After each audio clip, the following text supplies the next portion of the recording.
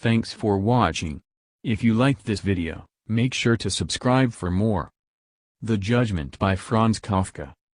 It was a Sunday morning in the very height of spring. Georg Benjamin, a young merchant, was sitting in his own room on the first floor of one of a long row of small, ramshackle houses stretching beside the river, which were scarcely distinguishable from each other in height and coloring. He had just finished a letter to an old friend of his who was now living abroad, had put it into its envelope in a slow and dreamy fashion, and with his elbows propped on the writing table was gazing out of the window at the river, the bridge, and the hills on the farther bank with their tender green. He was thinking about his friend, who had actually run away to Russia some years before, being dissatisfied with his prospects at home. Now he was carrying on a business in St. Petersburg, which had flourished to begin with but had long been going downhill, as he always complained on his increasingly rare visits. So he was wearing himself out to no purpose in a foreign country. The unfamiliar full beard he wore did not quite conceal the face Georg had known so well since childhood, and his skin was growing so yellow as to indicate some latent disease. By his own account he had no regular connection with the colony of his fellow countrymen out there and almost no social intercourse with Russian families, so that he was resigning himself to becoming a permanent bachelor. The Judgment. What could one write to such a man, who had obviously run off the rails, a man one could be sorry for but could not help? Should one advise him to come home, to transplant himself and take up his old friendships again? There was nothing to hinder him, and in general to rely on the help of his friends?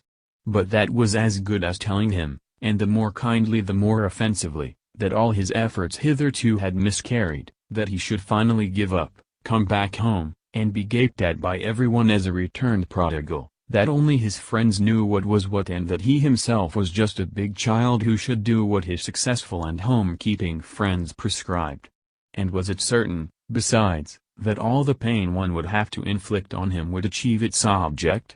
Perhaps it would not even be possible to get him to come home at all. He said himself that he was now out of touch with commerce in his native country, and then he would still be left an alien in a foreign land, embittered by his friends' advice and more than ever estranged from them. But if he did follow their advice and then didn't fit in at home, not out of malice, of course, but through force of circumstances, couldn't get on with his friends or without them, felt humiliated, couldn't be said to have either friends or a country of his own any longer, wouldn't it have been better for him to stay abroad just as he was? Taking all this into account, how could one be sure that he would make a success of life at home? For such reasons, supposing one wanted to keep up correspondence with him, one could not send him any real news such as could frankly be told to the most distant acquaintance. It was more than 3 years since his last visit, and for this he offered the lame excuse that the political situation in Russia was too uncertain, which apparently would not permit even the briefest absence of a small businessman while it allowed hundreds of thousands of Russians to travel peacefully abroad. But during these 3 years Georg's own position in life had changed a lot. The Judgment. 2 years ago his mother had died, since when he and his father had shared the household together, and his friend had of course been informed of that and had expressed his sympathy in a letter phrased so dryly that the grief caused by such an event, one had to conclude, could not be realized in a distant country. Since that time, however, Georg had applied himself with greater determination to the business as well as to everything else. Perhaps during his mother's lifetime his father's insistence on having everything his own way in the business had hindered him from developing any real activity of his own. Perhaps since her death his father had become less aggressive, although he was still active in the business. Perhaps it was mostly due to an accidental run of good fortune, which was very probable indeed, but at any rate during those 2 years the business had developed in a most unexpected way. The staff had had to be doubled, the turnover was 5 times as great, no doubt about it, further progress lay just ahead. But Georg's friend had no inkling of this improvement. In earlier years, perhaps for the last time in that letter of condolence, he had tried to persuade Georg to emigrate to Russia and had enlarged upon the prospects of success for precisely Georg's branch of trade. The figures quoted were microscopic by comparison with the range of Georg's present operations. Yet he shrank from letting his friend know about his business success, And if he were to do it now retrospectively, that certainly would look peculiar. The judgment.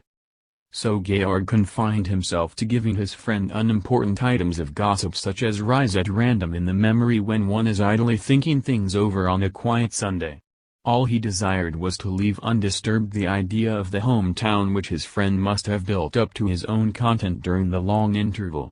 And so it happened to Georg that 3 times in 3 fairly widely separated letters he had told his friend about the engagement of an unimportant man to an equally unimportant girl, until indeed, quite contrary to his intentions, his friend began to show some interest in this notable event. Yet Georg preferred to write about things like these rather than to confess that he himself had got engaged a month ago to a Fräulein Frieda Brandenfeld, a girl from a well-to-do family.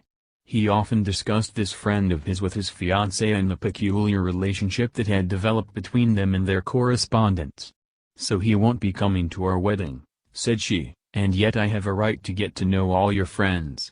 "I don't want to trouble him," answered Georg. "Don't misunderstand me, he would probably come, at least I think so, but he would feel that his hand had been forced and he would be hurt, perhaps he would envy me and certainly he'd be discontented, and without being able to do anything about his discontent he'd have to go away again alone."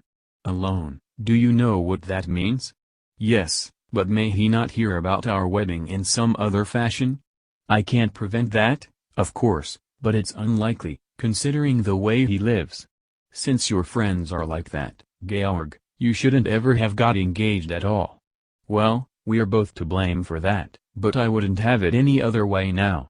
And when, breathing quickly under his kisses, she still brought out, "All the same, I do feel upset," he thought it could not really involve him in trouble were he to send the news to his friend. "That's the kind of man I am and he'll just have to take me as I am," he said to himself. "I can't cut myself to another pattern that might make a more suitable friend for him." The judgment. And in fact he did inform his friend, in the long letter he had been writing that Sunday morning, about his engagement, with these words: "I have saved my best news to the end. I have got engaged to a Fräulein Frieda Brandenfeld, a girl from a well-to-do family, who only came to live here a long time after you went away, so that you're hardly likely to know her. There will be time to tell you more about her later, for today let me just say that I am very happy, and as between you and me the only difference in our relationship is that instead of a quite ordinary kind of friend you will now have in me a happy friend. Besides that, you will acquire in my fiancée, who sends her warm greetings and will soon write you herself, a genuine friend of the opposite sex, which is not without importance to a bachelor. I know that there are many reasons why you can't come to see us, but would not my wedding be precisely the right occasion for giving all obstacles the go-by? Still, however that may be, do just as seems good to you without regarding any interests but your own." With this letter in his hand Georg had been sitting a long time at the writing table, his face turned toward the window. He had barely acknowledged, with an absent smile, a greeting waved to him from the street by a passing acquaintance. At last he put the letter in his pocket and went out of his room across a small lobby into his father's room, which he had not entered for months. There was in fact no need for him to enter it, since he saw his father daily at business and they took their midday meal together at an eating house. In the evening, it was true, each did as he pleased, yet even then, unless Georg, as mostly happened, went out with friends or, more recently, visited his fiancée, they always sat for a while, each with his newspaper, in their common sitting room. The judgment. It surprised Georg how dark his father's room was even on this sunny morning. So it was overshadowed as much as that by the high wall on the other side of the narrow courtyard. His father was sitting by the window in a corner hung with various mementos of Georg's dead mother, reading a newspaper which he held to one side before his eyes in an attempt to overcome a defect of vision. On the table stood the remains of his breakfast, not much of which seemed to have been eaten. "Ah, Georg," said his father, rising at once to meet him. His heavy dressing gown swung open as he walked and the skirts of it fluttered around him. "My father is still a giant of a man," said Georg to himself. "It's unbearably dark here," he said aloud. "Yes, it's dark enough," answered his father. "And you've shut the window, too? I prefer it like that. Well, it's quite warm outside, said Georg, as if continuing his previous remark, and sat down. His father cleared away the breakfast dishes and set them on the chest. I really only wanted to tell you, went on Georg, who had been vacantly following the old man's movements, that I am now sending the news of my engagement to St. Petersburg. He drew the letter a little away from his pocket and let it drop back again. To St. Petersburg? Asked his father. To my friend there, said Georg, trying to meet his father's eye. In business hours he's quite different, he was thinking, how solidly he sits here with his arms crossed. The judgment. Oh yes. To your friend, said his father, with peculiar emphasis. Well, you know, father, that I wanted not to tell him about my engagement at first. Out of consideration for him, that was the only reason. You know yourself he's a difficult man. I said to myself that someone else might tell him about my engagement, although he's such a solitary creature that was hardly likely. I couldn't prevent that, but I wasn't ever going to tell him myself. And now you've changed your mind? Asked his father, laying his enormous newspaper on the windowsill and on top of it his spectacles, which he covered with one hand. Yes, I've been thinking it over. If he's a good friend of mine, I said to myself, my being happily engaged should make him happy too. And so I wouldn't put off telling him any longer. But before I posted the letter I wanted to let you know. Georg, said his father, lengthening his toothless mouth, listen to me. You've come to me about this business, to talk it over with me. No doubt that does you honor.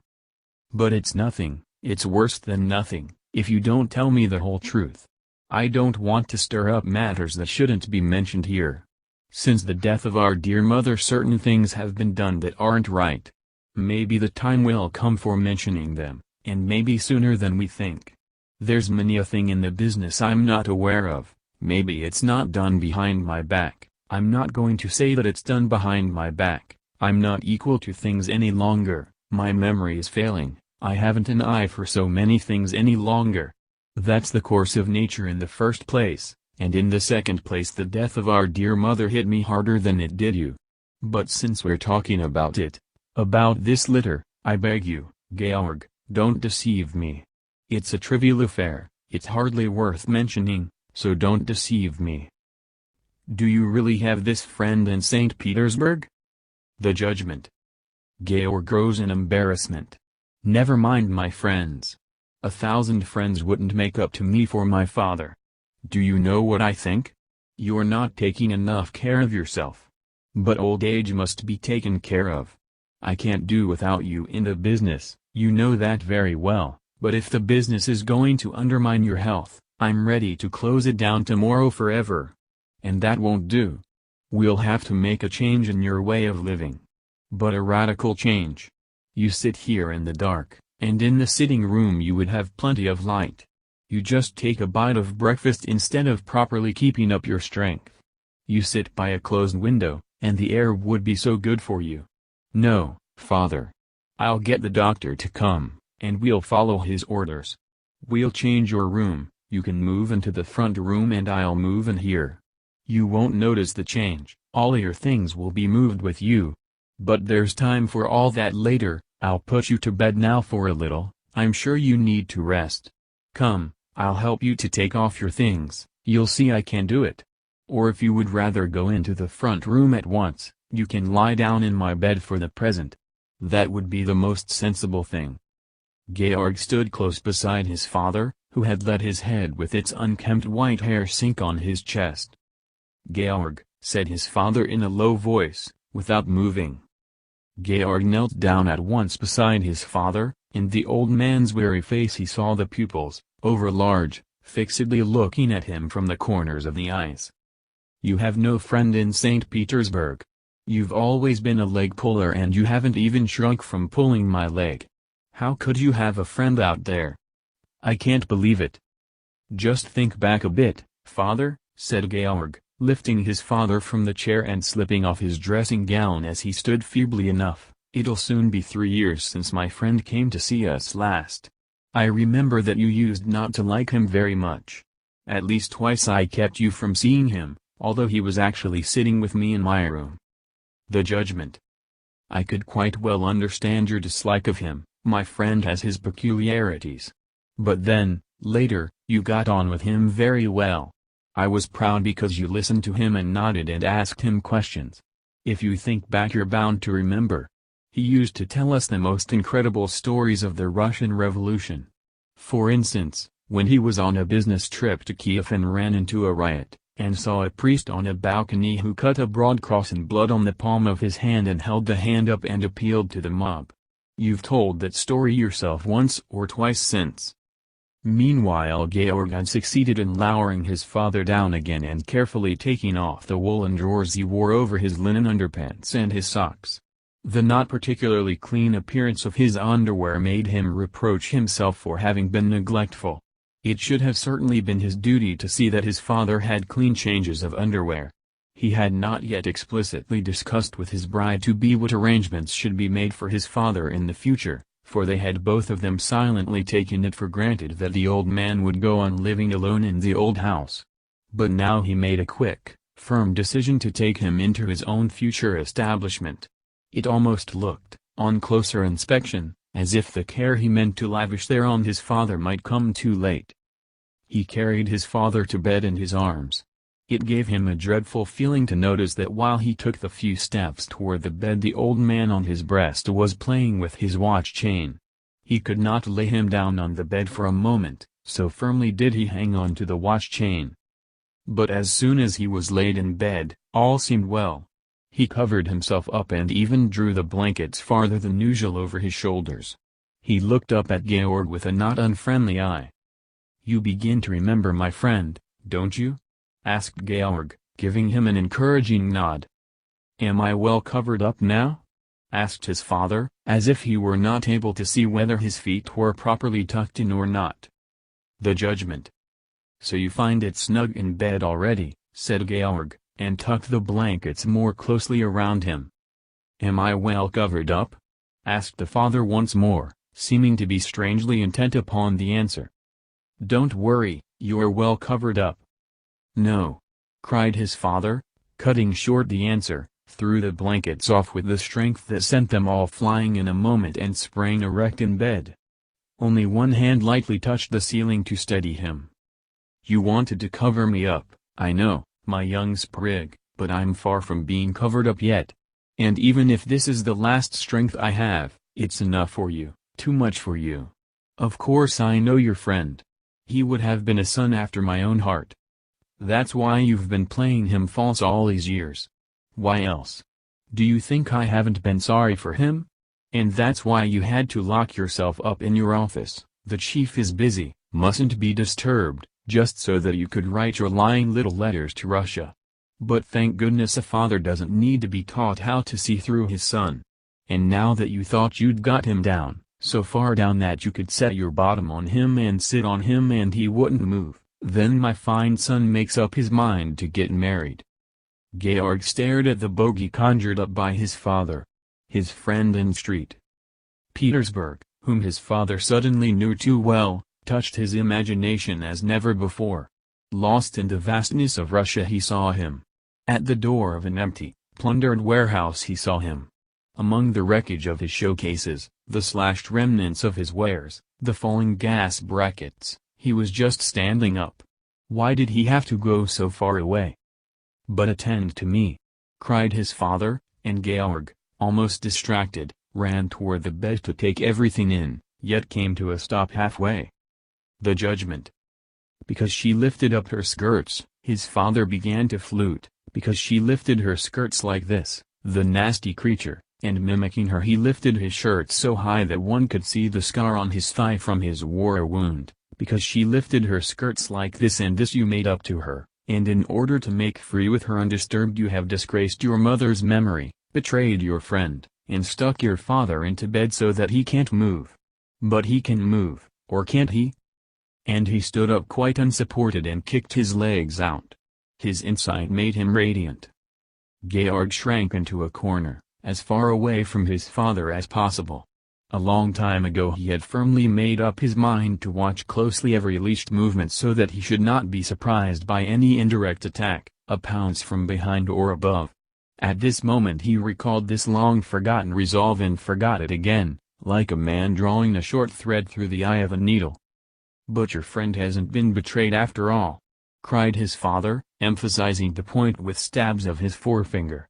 "I've been representing him here on the spot." "You comedian." Georg could not resist the retort, realized at once the harm done and, his eyes starting in his head, bit his tongue back, only too late, till the pain made his knees give. "Yes, of course I've been playing a comedy." "A comedy? That's a good expression. What other comfort was left to a poor old widower? Tell me, and while you're answering me, be you still my living son, what else was left to me, in my back room, plagued by a disloyal staff, old to the marrow of my bones, and my son strutting through the world, finishing off deals that I had prepared for him, bursting with triumphant glee, and stalking away from his father with the closed face of a respectable businessman? Do you think I didn't love you, I, from whom you are sprung?" "Now he'll lean forward," thought Georg, "what if he topples and smashes himself?" These words went hissing through his mind. The judgment. His father leaned forward but did not topple.